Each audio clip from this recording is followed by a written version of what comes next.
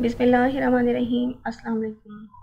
ماہم کہانی میں خوش آمدید۔ ریڈرز کیسے ہیں آپ سب؟ ریڈرز اگر آپ کو کہانی اچھی لگے تو پلیز لائک کر دیا کیجیے، اور اگر آپ نئے ہیں تو پلیز سبسکرائب ضرور کریں۔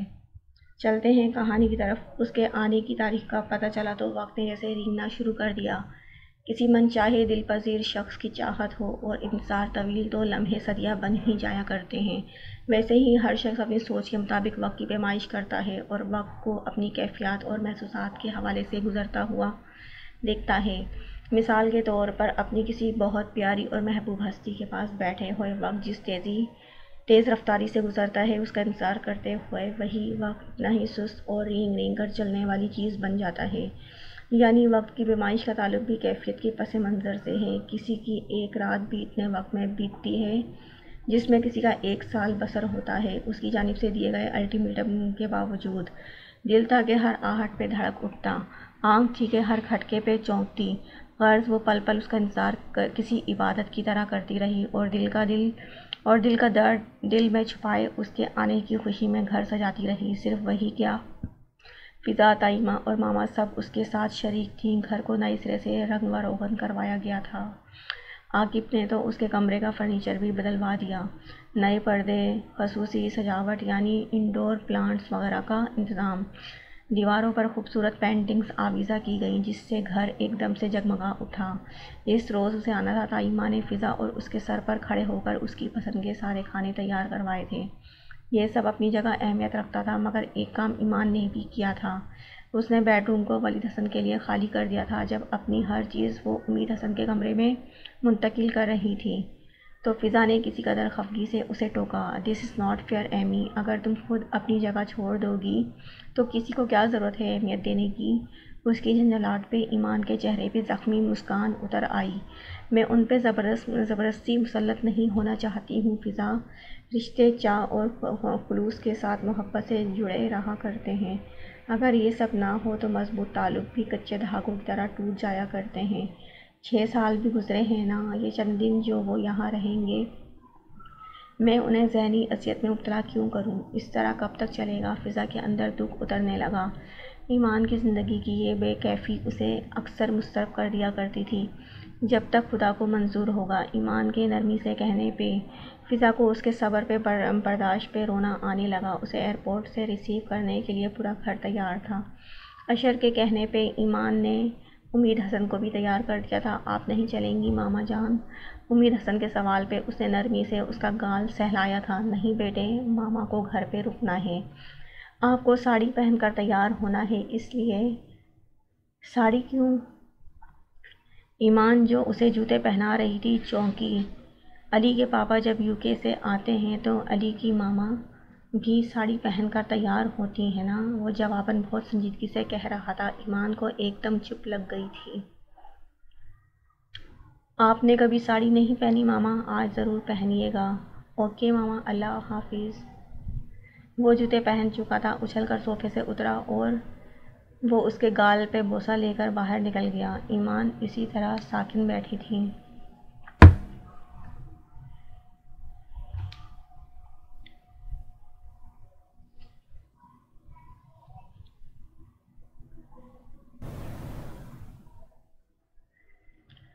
اسے آئے ہوئے 4تھا دن تھا اور اس دوران ایمان سے اس کا متعدد بار سامنا ہوا تھا، اور ہر بار اس کی یکسر غیر اور اچٹتی اجنبی نگاہوں نے ایمان کے دل کے لاتعداد ٹکڑے کیے تھے۔ وہ اس طرح اسے اگنور کیے ہوئے تھا گویا اس کا ہونا یا نہ ہونا برابر ہو۔ کتنا بدل گیا تھا وہ ہر لحاظ سے۔ پہلے سے ولید کو تو کہیں گم کر آیا تھا۔ سنجیدگی ایسی جامد کہ کسی کو بات کرنے سے قبل الفاظ تولنے پہ اکسائے۔ نگاہوں کی مستقل سرخیوں میں بہتی غیرت میں جو سرد مہری تھی، وہ ہر رشتے کو ایک فاصلے پہ ہی نہیں، ایک حد میں رہنے پر از خود مجبور کرتی تھی۔ جب وہ آیا تھا تو ایمان نے کتنے اشتیاق آمیز انداز میں کچن کی کھڑکی سے اسے دیکھا تھا۔ بلیک 2 پیس میں اس کا ورزشی دراز سراپا بے حد نمایاں تھا۔ وجاہت و خوبرویی تو پہلے بھی کیا کم تھی، مگر وہاں کے ماحول نے اس کی شخصیت میں جو نکھار اور بے نیازی پیدا کی تھی، وہ اسے کچھ اور بھی دلکشی سونپ گئی تھی۔ ایمان بھیگتی آنکھوں سے اسے دیکھتی رہ گئی تھی۔ "تمکنت سے تجھے رخصت تو کیا ہے، لیکن ہم سے ان آنکھوں کی حسرت نہیں دیکھی جاتی۔ کون اترا ہے آفاق کی بنہائی میں، آئینہ خانے کی حیرت نہیں دیکھی جاتی۔ اشر نے اسے دیکھ کر بے ساختہ اشعار پڑھے تھے۔ ہونٹوں پہ ستائش سے بھری مسکان تھی، مگر اس کی سنجیدگی کا وہی عالم تھا۔ ماہ تمام ابھی چھت پہ کون آیا تھا کہ جس کے آگے تیری روشنی بھی ماند ہوئی؟ اشر واقعی مرعوب تھا یا پھر اتنا خوش کہ اس خوشی کے الفاظ کا پیراہن پہنا کر اس کے سامنے رکھ دیا تھا؟ ولید نے سپاٹ نظریں اٹھائیں۔ تمہاری شادی کب ہے اشر؟ ابھی تو 1 ماہ ہے۔ میری شادی کی تیاریوں پر تو آپ جناب کی آمد کی مبارک خوشیاں چھا گئی ہیں۔ سبھی کچھ ادھورے ہیں جناب۔ وہ جواباً مصنوعی آہ بھر کے بولا۔ فکر کیوں کرتے ہو ولید کی آزادی سے؟ جہاں گھر کی خوشیاں مکمل ہوتی ہیں وہاں ادھورے کام بھی جلد سمٹ جائیں گے انشاءاللہ۔ عاقب نے مسکراتے ہوئے گویا اسے تسلی دی تھی۔ اشر فرشی سلام جھاڑنے لگا تھا۔ پاپا، بڑے چاچو تو چھوٹے چاچو سے بھی زیادہ گڈ لکنگ ہیں۔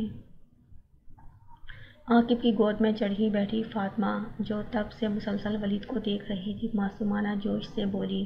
ایک مشترکہ پیغام پڑھا، جبکہ اشر کا منہ اتر گیا۔ فاطمہ کی بچی، تجھے کاندھوں پہ بٹھا کر سیریں کراتے کاندھے میرے گھسے تھے، چاکلیٹیں اور آئس کریم کھلاتے میری جیبیں خالی ہو گئی، اور تعریفیں بڑے چاچو کی ہو رہی ہیں بے وفا بھتیجی۔ وہ مصنوعی غصے سے دانت کچکرانے لگا تو ایک لمحے کو صحیح ولید کے سنگی چہرے پر بھی ایک نرم سی روشن مسکان اتری۔ آف وائٹ خوبصورت پھولی ہوئی فراک میں ملبوس ریشمی بالوں کو خوبصورت انداز میں سمیٹ کر سلور پنوں سے جکڑا گیا تھا۔ خوبصورت معصوم سا بیضوی چہرہ اور ستاروں کی مانند دمکتی سیاہ گھور آنکھیں، وہ بے حد کیوٹ تھی۔ ولید نے اشارے سے اسے اپنے پاس بلایا تو اگلے ہی لمحے پاپا کی گود سے اچھل کر وہ اس کے پاس پہنچ گئی تھی۔ نو پپا، آپ اس سے پیار نہیں کریں گے، آپ صرف میرے پپا ہیں، مجھ سے ہی پیار کریں گے۔ ولید نے اسے اپنے قریب کیا ہی تھا کہ ایمان حسد نے شدید غصے میں آتے ہوئے دونوں ہاتھوں سے فاطمہ کو زور سے دھکا دیا تھا۔ وہ گرتے گرتے بچی، وہاں موجود تمام لوگوں کو ایک دم جیسے سکتہ ہو گیا تھا۔ بری بات امید بیٹا، فاطمہ آپ کی بہن ہے اور آپ کے پپا اس کے چاچو ہیں، اشر چاچو کی طرح۔ اشر چاچو بھی آپ سے پیار کرتے ہیں نا، جیسے عاقب پاپا کرتے ہیں آپ سے، اس طرح آپ کے پاپا بھی فاطمہ سے پیار کر سکتے ہیں۔ ایمان، جو کھانے کے لیے انہیں بلانے آئی تھی، اس کو نرمی و حلاوت سے سمجھا رہی تھی۔ لیکن اشر چاچا، عاقب پاپا فاطمہ سے بھی تو پیار کرتے ہیں نا، لیکن میرے پاپا میرے پاس نہیں تھے، میں بہت مس کرتا تھا انہیں۔ وہ ایک دم بھبک کر رو پڑا۔ ایمان کو یکبارگی اس کی محرومی کی شدت کا اندازہ ہوا تھا۔ ولید، جو تب سے ہونٹ بھینچے لاتعلق اور خاموش بیٹھا رہا تھا، کسی طرح بھی خود کو امید حسن کو کھینچ کر گلے لگانے سے نہ روک سکا۔ آپ مجھے چھوڑ کر تو نہیں جائیں گے نا پپا؟ وہ ہچکیوں کے درمیان بولا۔ ولید کی آنکھوں کی سرخیاں مزید گہری ہو گئیں۔ ہر کوئی اپنی جگہ پر ساکن تھا۔ اس جذباتی منظر نے دائی ماں کی آنکھیں بھگو ڈالی۔ پرامس کریں نا پپا، آپ ہمیشہ ہمارے ساتھ ہی رہیں گے، ویسے ہی جیسے عاقب پاپا فاطمہ اور خالہ جانی کے ہر وقت ساتھ رہتے ہیں۔ اونچی آواز میں روتا ہوا امید حسن سسکیاں بھر بھر کے سوال کر رہا تھا، اور ولید خاموش تھا۔ ایمان سے مزید نہیں ٹھہرا گیا تو تیزی سے پلٹ کر چلی گئی، اس بات سے بے خبر کہ ولید کی سلگتی آنکھوں نے دروازے تک اس کا پیچھا کیا ہے۔ اس نے آج واشنگ مشین لگا رکھی تھی، ہفتے بھر کے کپڑے دھونے والے جمع تھے۔ کل اتوار تھا اور کل ہی دائی ماں کا ارادہ اشر کے سسرال تاریخ طے کرنے جانے کا بھی تھا۔ وہ بچوں کے اسکول آنے سے قبل یہ کام سمیٹ لینا چاہتی تھی۔ دھلے ہوئے کپڑوں کی باسکٹ اٹھائے وہ چھت پر جانے کے ارادے سے بیرونی حصے کی سیڑھیوں کی سمت آئی تو اسی پل ولید کو بھی اپنے دھیان میں نیچے اترتا پایا تھا۔ اب صورتحال یہ تھی کہ ایک وقت میں ایک کو اپنی جگہ چھوڑنا ضروری تھا کہ سیڑھی کی چوڑائی بہت محدود تھی۔ اس سامنے پر جہاں ایمان کنفیوز ہوئی تھی، وہاں ولید کے چہرے پر موجود سنجیدگی کچھ اور بھی گہری ہو گئی تھی۔ اسے اپنی جگہ پر جام دیکھ کر ایمان کو ہی پسپائی اختیار کرنا پڑی تھی، مگر اگلا لمحہ اس کے لیے تحیر و حیرانی لے کر آیا تھا جب اس کی کلائی پہ ولید حسن کی ہاتھ کی گرفت سخت ہو گئی۔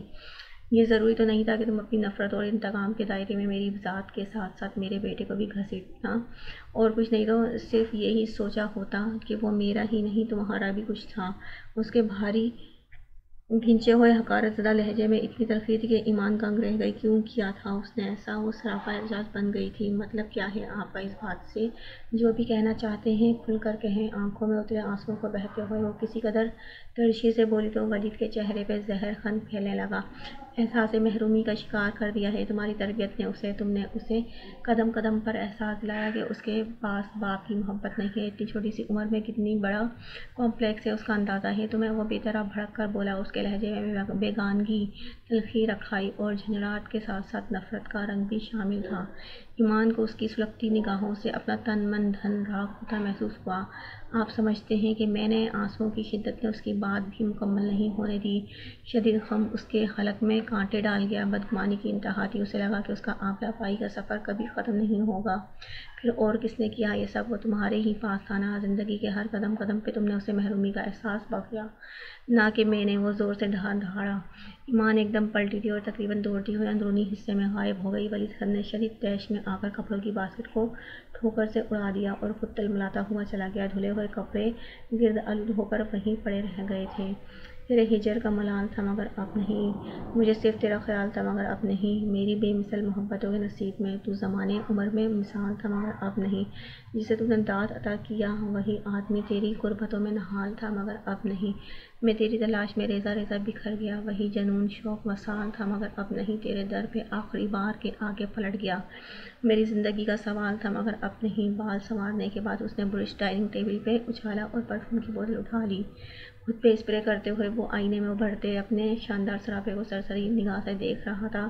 جب دروازہ کھول کر امید حسن اندر آیا، لائٹ گرے کھدر کا کرتا شلوار پہنے وہ اتنا پیارا لگ رہا تھا کہ ولید حسن نے بے ساختہ مسکرا دیا۔ آپ ریڈی ہیں پاپا؟ یس مائی سن، اب چلیں؟